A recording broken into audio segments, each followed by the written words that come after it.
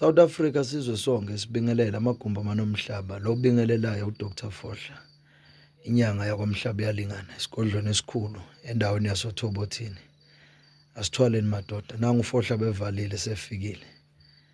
Bantu abaphakame balungise izinto zabo. Kunabantu abanezinto lezivalekile lezingadingi kuba baphakamise izinto ngento yesithwalo, kodwa bahambe balungise izinto ngokwamadlozi abo noma ngokomsamo wabo wasekhaya, ngokwehlukahlukana kweindawo. Njengamanje la ukhona khona kunomuntu kodwa lohambe wayolanda into yokuvula umsebenzi noma into yokuthwala ekhaya, lese igcine iphazamisa abantu othola ukuthi abahlangene naleyo nto leyo ngenxa yokuthi lo muntu lento lapha ilande khona indlela abamenzele ngayo iyona ehambe yaphambana, kwase kugcine sekuthwebuleka lezidalwa zala ekhaya noma kwagcine sekucindezeleka lamadlozi ala ekhaya. Abanye abantu abangahlangene nalenkinga yalomuntu noma kulento yena bekayenza sebasithola nabo sebasenkingeni. Senza njani na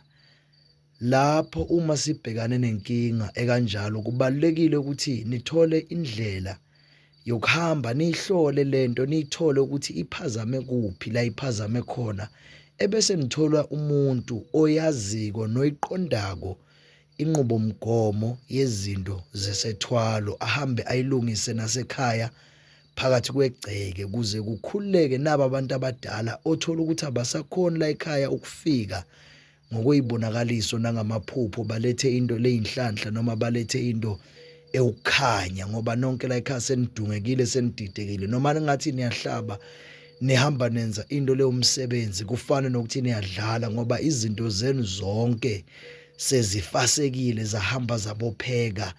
Kanti inayi into emqokwa noma ebalulekile ekufuna ngabe nihamba niyayilungisa, noma kodwa nihamba nivula indlela yokuthi niphume kule nkinga enibhekane nayo. Ngoba umuntu uma sanento yakhe eqondene naye, kwabanye kuyenzeka ihambe uphilise wonke umndeni, kwabanye kuyenzeka ngendlela okusuke kulungiswe ngakhona ingakhoni ukuphilisa wonke umndeni. Sinamadoda ahlukahlukene. Indoda iyahamba iyozama impilo kwelaseMozambique, ibuya nendoda bayayinika ukuthi ize ekhaya izosebenza. Nomunye kanjalo uyahamba uye eMalawi, ubuya nendoda ufuna ukuthi azophakamisa ikhaya. Nomunye kanjalo uyahamba uya kuleli zwe likude laseNigeria, ubuya nendoda naye ngokunjalo ufuna ukuzophakamisa ikhaya. Bese mayifika lento kutholakala ukuthi abanye bakulomndeni, obhuti, obaba omncane, akusabasebenzeli kona noma akusabaphilisi bona, kodwa umuntu esebonakala aqubuka yedwana ilo mnikazi walendoda wahamba wayilanda kwelaseNigeria, noma umnikazi wendoda waya eMalawi, noma umnikazi wendoda obuya kwelaMashangane eMozambique. Senza njani na? Dr Fohla lesikhuluma naye kwinombolo ka-064 847 3110 noma kwinombolo ka-076 026 5726. Uyasithumelela umyalezo, inkinga ecindezele ikhaya lilonke esenishanisa amakhanda ningasazi ukuthi phambili kuphi emuva kuphi. Esigodlweni esikhulu kwaMhlaba uyalingana, namanje sisahleli sisonke. Uma sesidibene kuzofuna ukuthi sihambe sibuke phakathi kwekhaya, siyihlole lenkinga, sibone ukuthi silungisa ngayiphi indlela, ngoba ekugcineni kwakhona kukhona okunye sithi siyathinta kanti sithinta izinto ezifuna ukuthintwa ngamasiko. Singathathi ngenhliziyo kodwa sihambise ngesiko lakhona, ngoba ekugcineni kwakhona ungathi uyathinta bese kuba khona umuntu ekhaya olimalayo noma phakathi kwegceke. Kwanina ninodwa akufuni nibe nomsindo noma nilwe uma kunenkinga ekanjalo, kodwa ufuna kube nendlela yokuyi-approacha, nikwazi ukuyikhulumisa ngendlela ekahle, ngoba ekugcineni kwakhona into esifunayo, sifuna ikhambi, asiwufuni umsindo noma izimpi ezizoba khona phakathi kwekhaya, ngoba nesixakaxaka sisodwa noma ukuxokozela kanye nomsindo kuhamba bese sekususa umsindo phakathi kwezidalwa zale ekhaya, bese zigcine ezinye zihlamuka ezingazwani nomsindo. Kugcine sekuthiwa kunabantu abahleli ngaphandle kwegceke noma bangaphandle kwekhaya, kanti abantu ababeyimbangela yalokho noma babe umsusa walokho ithina esikhona phakathi kwekhaya esiphilako, esihlulekile ukuhamba sizilawule noma sihlele izinto ngendlela esenza ngayo. Akahambe umuntu nomuntu aqaphele indlela akhuluma ngayo komunye umuntu noma indlela enza ngayo izinto. Mangabe sekukhona osokutholile into nento ibe nendlela yakhona yokuyithatha, ungayithathi ngesinxele. Lamadoda ngokwahlukahlukana asebenza ngeindlela engafani. Omunye kulokho akulandile eMozambique bazomtshela ukuthi mangabe ukukhulumisa ukushisela impepho yasekhaya ukhulume ngalendlela. Omunye ulando kwakhe bamtshela ukuthi mangabe ukukhulumisa ukudlisa okuthile noma ukuphakele ngendlela ethile.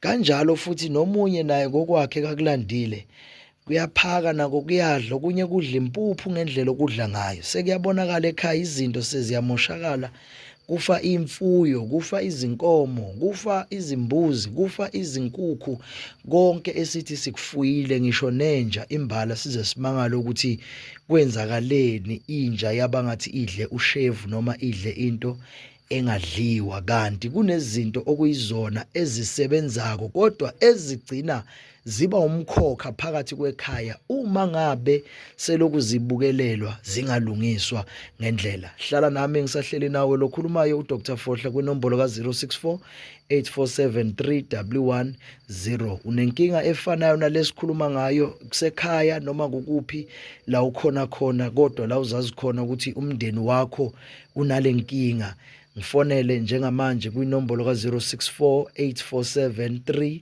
3110. Sizobona indlela ukuthi siyilungisa kanjani, ngoba kunabantu abaningi njengamanje abazamayo ukwenza izinto empilweni kodwa ngezinto ezisetshenzwe emuva ekhaya la usuka khona. Ikhona lapho inhlanhla yakho la ilele khona noma inkaba yakho la ikhona khona, okungeke kuze kwenzeke lutho ngisho bathe uyathinta noma wenza ngayiphi indlela ufuna ukuvula ukundlela uphume kuleyo nkinga. Abanye bahambe balanda izinto zokusebenza, uthola ukuthi izinto ziyabasebenzela ngeqiniso okuyilona, kodwa lezi zinto uma ngabe zingazwene nomsamo wakuleli gceke noma phakathi kwaleli khaya, kuba nzima ukuthi zingenza imilingo yazo eyilandelwe zona noma izinto okubhejiwe ukuthi kufanele zenze zona, ngoba la kulesimo saleli gceke akukho ukuxhumana phakathi kwabantu bakuleli khaya kanye nalezi zinto osekubuywe nazo noma eseyifakiwe. Bese umuntu sekuhamba omunye kuvuke ulaka abone ngathi le Mozambique lapha bengikhona banginike okungasiko, noma le Malawi la ngibuya khona banginike okungasiko, noma le Nigeria la ngibuya khona banginike okungasiko. Yenza njani na? Sifonele kwinombolo ka076 026 5726 064 847 3110. Kuwo wonke umuntu lento ize ibange ukugula kwabanye ekhaya kuze kuthiwe kunomuntu osogula angasindi sowuneminyaka alele phansi, kanti lento ifuna ihamba iveza izenze ilumbo. Ngesinye isikhathi ubika lokho, ngelinye ilanga ubika iqolo, ngelinye ilanga ubika ikhanda, ngelinye ilanga ubika inyawo. Kuyayishintsha kuyinguqu maphenduka ngokuthi kufuna labantu babambisane babe moya munye bazokhona ukuthi baphakame baye kolungisa inkinga ebhekane nekhaya. Kuzokhona ukuthi kuqaqeke ngisho nakubantwana abanye bayafeyila esikolweni kodwa imiqondo yabo mabengaphandle kwekhaya noma bangekho esikoleni, izinto zikhomba ukuthi zenzeka ngendlela efanele. Akukho okubudomi noma ukukhomba ukuthi lo mntwana ikhanda lakhe ngalisebenzi kahle, kodwa ungathi uyaqala umfaka entweni ehamba nesikole noma ukufunda bese kuhamba kuba nokufiphala, ukufeyila okungaqondakali ngendlela. Kanti kunento kodwa isidalwa sala ekhaya isizama ukuyikhuluma, kungaba isalukazi, kungaba ikhehla lala ekhaya lizama ukubonisa indlela kini ninenikhona ukuthi kunenkinga la ekhaya okufanele ngabe siyayilungisa noma kodwa sihamba siyayixazulula, kodwa ngokuthi aninakile noma izinto nizithathela kude bese kugcine kuze kuvela iy'nkinga ziba yiningi zingalungisiwe. Babukeli bami abathandekayo nonke emakhaya, niphile kule simo esikusona sokuphila. Unyaka ka-2026 ngathi singawuvala sonke sibe nenhlanhla, siphumelele, kuvuleke izinto ezivaliwe emakhaya, kwehle isibusiso, abantu bajabule babe nemali. Ofisa ukuthola umsebenzi la khona awuthole umsebenzi, inhlanhla ifinyelele kuzo zonke izindawo, kuyo yonke indlebe ehambe yazipha isikhathi yalalela. Siyanithanda ngokwahlukahlukana emakhaya. Ube nosuku oluhle makuwusuku, ube nobusuku obuhle makuwubusuku, ube nelanga elihle uma kuyimini. Okhulumayo uDr Fohla, uthola kuyinombolo ka-064 847 3110 esigodlweni esikhulu kwaMhlaba Uyalingana. Mawungasitholi kuleyo, ufona kuyinombolo ka-076 026 5726. Abaphile abantu, sidle umuthi, amakhambi ayaphilisa. Amen.